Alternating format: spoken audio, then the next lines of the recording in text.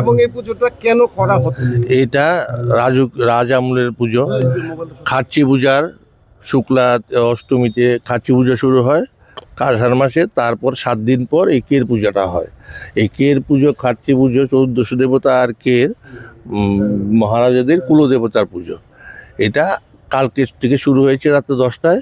আজকে পুজো হবে বিকেলবেলা, ওখানে পুজো হবে বটগাছতলায়। কাল ভোর 5টায় ছেড়ে দেবে কের। পুজোটা কেন করা হতো? এটা রাজ্যবাসীর মঙ্গলের জন্য, দেশবাসীর মঙ্গলের জন্য মহারাজারা করতেন। ঐতিহাসিক পুজো। ঐতিহাসিক পুজো। এটা রাজ আমল থেকে চলে আসছে। এখানে 500 বছর ধরে চলছে। তার আগে অন্য ওখানে যেখানে রাজবাড়ি ছিল সেখানে চলে এসছে। রাজ আমল থেকে চলে আসছে। আচ্ছা, এই যে বেসিক্যালি এই যে কের পুজোটা, এটা কি নিয়ম? না, এটা গন্ডিটা রাত 10টার মধ্যে যারা ঢুকে গেছে আর তারপর কেউ ঢুকতে পারবে না। কালকে ভোর 5টার পর বেরোবে এখান থেকে।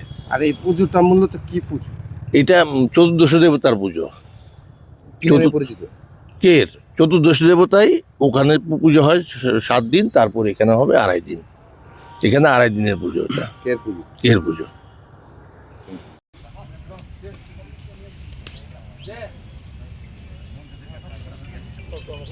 হ্যালো,